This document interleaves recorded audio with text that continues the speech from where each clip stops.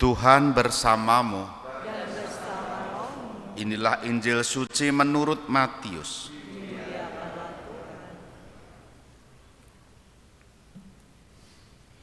Sekali peristiwa, datanglah seorang mendapatkan Yesus dan menyembah, katanya, "Tuhan, kasihanilah anakku. Ia sakit ayan dan sangat menderita. Ia sering jatuh ke dalam api dan juga sering ke dalam air. Aku sudah membawanya kepada murid-murid-mu, tetapi mereka tidak dapat menyembuhkannya." Maka kata Yesus, "Hai kalian, angkatan yang tidak percaya dan sesat, berapa lama lagi aku harus tinggal di antara kalian? Berapa lama lagi aku harus sabar terhadap kalian? Bawalah anak itu kemari." Dengan keras Yesus menegur roh jahat itu, lalu keluarlah ia daripadanya, dan anak itu sembuh seketika itu juga. Kemudian ketika mereka sendirian, para murid menghampiri Yesus dan bertanya, "Mengapa kami tidak dapat mengusir setan itu?" Yesus menjawab, "Karena kalian kurang percaya.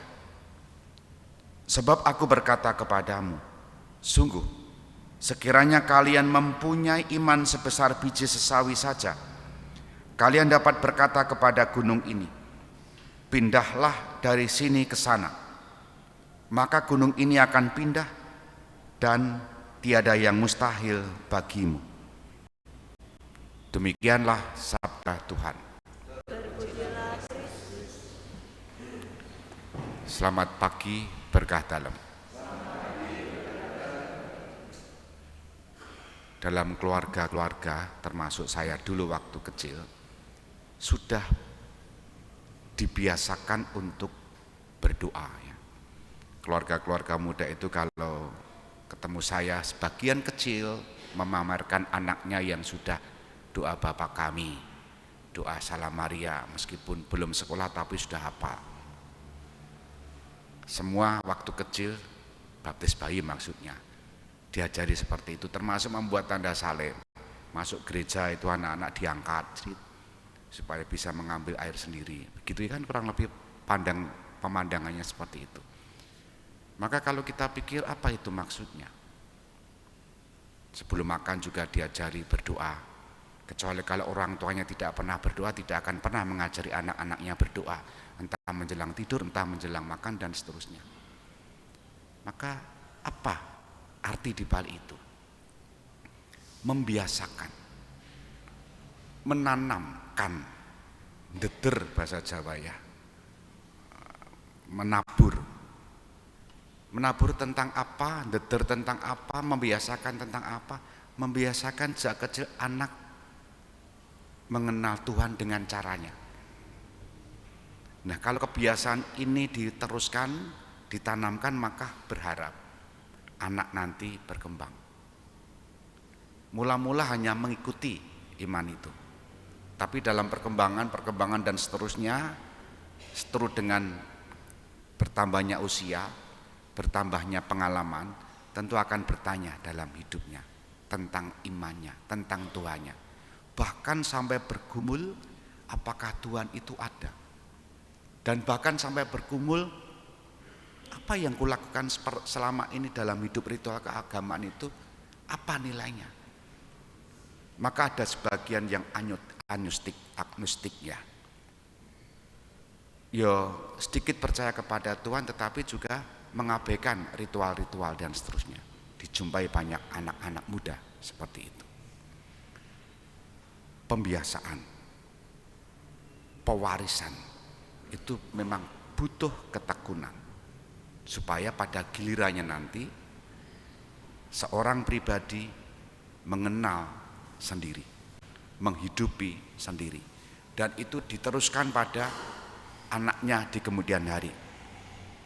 Meskipun saya tidak punya anak, tetapi juga mewariskan kepada umat saya. Saya mengajak Bapak Ibu untuk merenungkan bacaan pertama hari ini, kitab Ulangan. Musa mengatakan supaya diteruskan, diajarkan kepada anak cucu mengenai siapa, mengenai Allah. Allah yang seperti apa? Allah yang membebaskan. Allah yang baik, dan Allah inilah yang pantas dihormati. Diceritakan, wajib diceritakan turun-temurun, karena dulu Allah mengasihi Israel, membawanya ke Mesir, rumah tidak pernah membuat tapi bisa menempati di Kanaan, anggur tidak pernah menanam tapi diberikan di Kanaan dengan bebasnya. Maka harus ingat, itu karena pemberian Tuhan, pemberian Allah. Allah lah yang pantas dihormati. Maka cintailah, kasih Allah dengan segenap hati, dengan segenap jiwa, segenap macam-macam hal. Maka kalau kita nanti teruskan teks ini, bacaan ini disambung dengan, karena itu jangan menyembah atau menghormati Allah-Allah lain, karena Allah adalah pencemburu. Itu kan.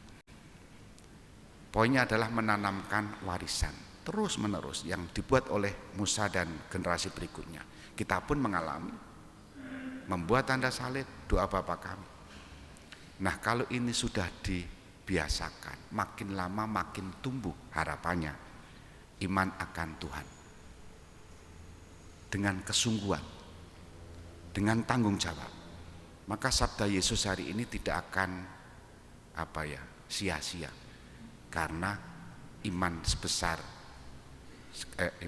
sekecil pun bisa memindahkan gunung, dan bahkan tiada yang mustahil untuk hidup kita menurut Allah. Moga-moga pengalaman iman yang Bapak Ibu terima diwariskan juga, supaya makin banyak orang menghormati, mengasihi Allah, dan dari kasih Allah itulah timbul iman, dan dari iman itulah Yesus hari ini mengingatkan banyak hal yang sepertinya tidak mungkin menjadi mungkin. Syaratnya satu, percaya. Kita hening sejenak.